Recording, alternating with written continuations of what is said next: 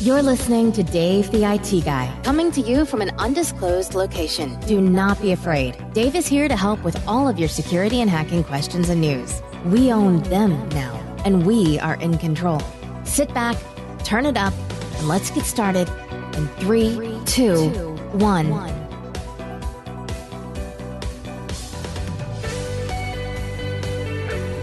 All right, let's get started right off the bat here. We're not going to waste any time tonight. The Equifax hack is what's on our mind, and that's what we're talking about. I want to take a quick minute to say thank you to our sponsors, 1-800-GOT-JUNK. And here we go with a little bit of 10 seconds from them. Our trucks are on your street right now and headed your way. Goodbye, junk. Hello, relief. Call 1-800-GOT-JUNK or visit 1-800-GOT-JUNK.com. All right, again, thank you to 1-800-GOT-JUNK for jumping on board with Dave the IT Guy. Tonight's special edition podcast live is all about the Equifax hack and what you can do to protect yourself immediately. And when I mean immediately, tonight, as soon as you're done listening to me, or even while you're listening to me, you need to start going through the steps. A few months ago, Equifax was hacked. 1 out of every 2 Americans' information has been compromised. That information includes your social security number, your date of birth, your phone numbers, your addresses, the information about your mortgage if you have one, the information about your loans for your cars or your RVs or any other loan, student loans for your children that you might have co-signed for.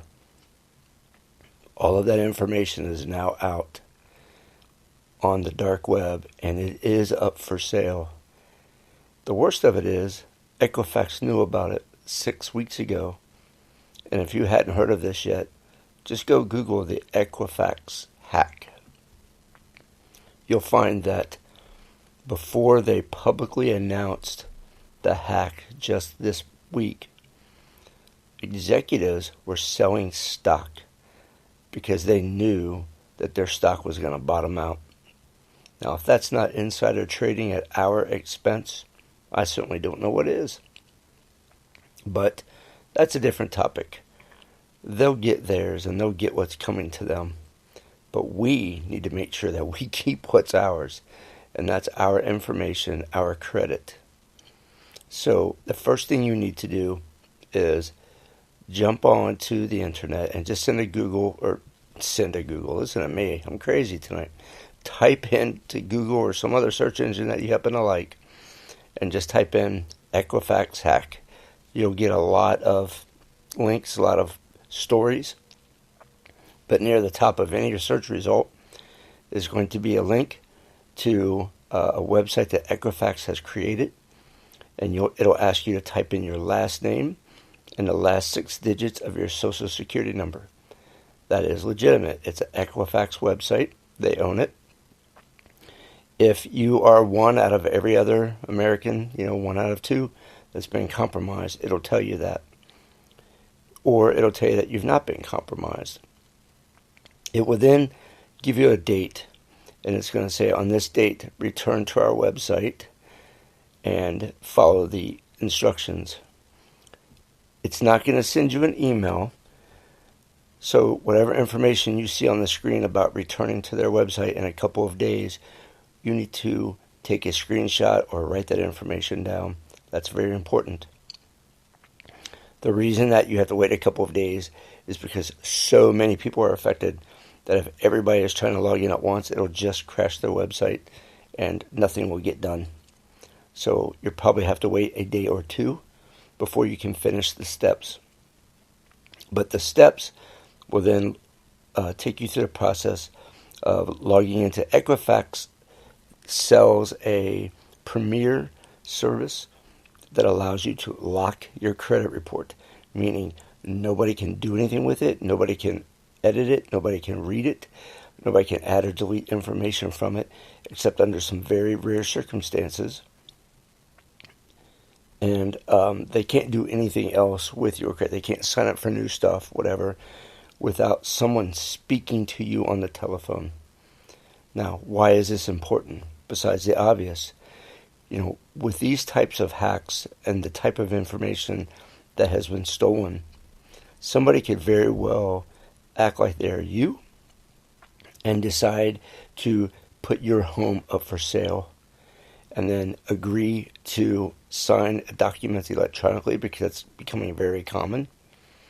So they could take your mortgage right out from under your belt, because they could act like they are you just trying to sell the house. And then the next thing you know, somebody's knocking on your door to move into their new home that you didn't even know was being sold, because you didn't sell your house. Can you imagine what you have to do to prove you had nothing to do with that?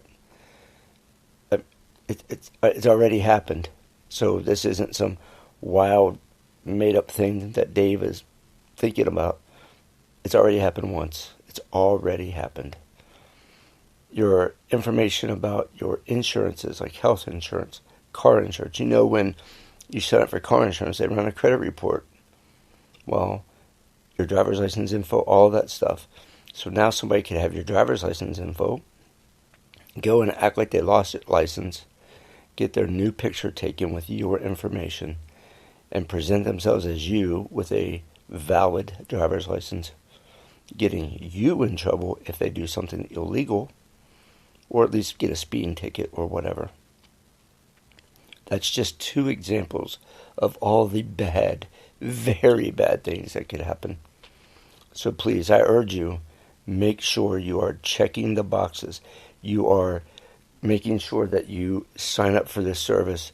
Go back to Equifax in a day or 2, whatever day it tells you, and finish signing up so that you can freeze your credit report. You can also go to the credit bureau's website, although right now it's running very slowly for obvious reasons.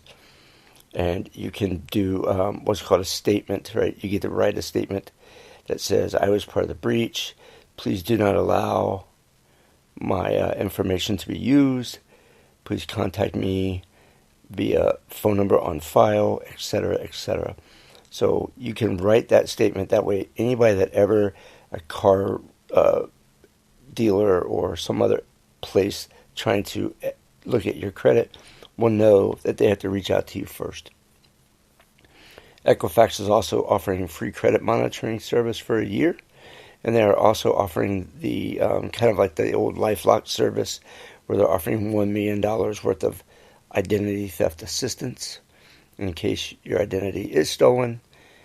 They'll help you recover and get that stuff cleared up. So again, this is huge.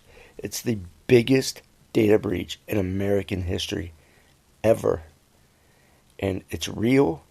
It's happened. We'll worry about the legal stuff with those people selling their stocks later. For you and I, you need to start this process, and you need to start it now.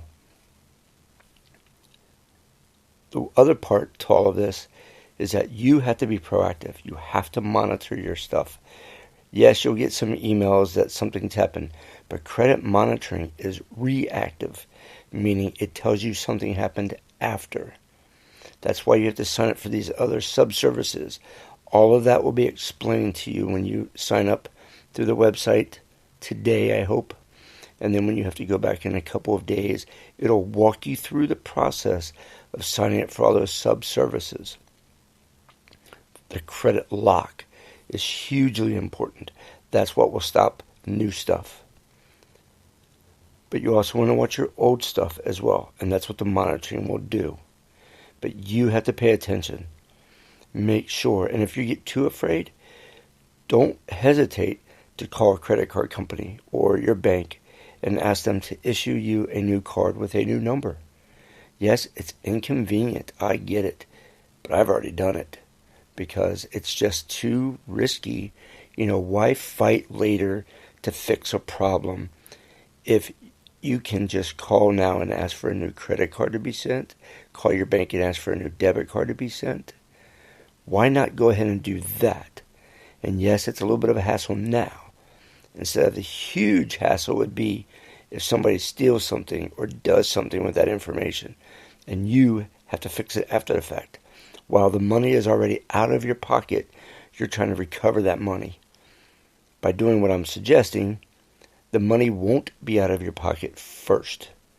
The money will simply be there.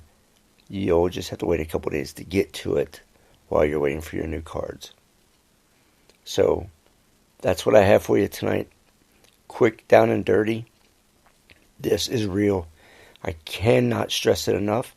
I'm trying not to be too dramatic, but I've got to tell you, I've been in the security field since 2009. This is the biggest, most wide-sweeping, and the biggest volume of personal data ever stolen at any time ever. 1 out of every 2 Americans is affected. So even if you found out you're not, chances of your spouse, your best friend, your brother, your sister, your son, your daughter, your elderly grandparents or parents, somebody is affected that you know. More than one, probably. And while we talk about that, let me step back and say this. If you do have somebody that's elderly, that might have, a big retirement income, or they might have Social Security benefits coming in, things like that, but they're older, they don't understand technology, they don't understand all of this and how to check for themselves. You need to help them, because what's going to stop these identity thieves from redirecting the bank account in which those Social Security benefits are being deposited to? What's going to stop these identity thieves from going in and raiding a 401k and having that money transferred? Absolutely nothing's going to stop it if you don't help. So if you have elderly folks, or even if you have not elderly folks in your family that are just not tech savvy and they just don't understand how hugely important this is, you need to help them. Because if you're listening to this radio and podcast, you know this is important. You need to help them. So without taking too much time, I want to say thanks for tuning in. You've got to get doing something. I'm going to let you go. Get to doing it. Help whoever you need to help if you can. Feel free to send dave@dtig.net an email if you have questions. But Google this. Just type in Equifax Hack. All the information will be there. You'll find it. Use it. Do it. Protect yourselves, everyone. I'm Dave the IT Guy. Good night. Okay, so that's it. You've heard what Dave the IT Guy has to say. Hopefully you were inspired to take some action or to continue to learn more on your own. At the very least, we hope you'll tell others about Dave and his podcast and ask them to come check it out. As always, you can download episodes on the iHeartRadio, Spreaker, and Stitcher apps, or in iTunes by searching Dave the IT Guy. You can also just visit dtig.net and listen in the on-demand players on the website. Plus, you can read some of his blogs that don't make it to air.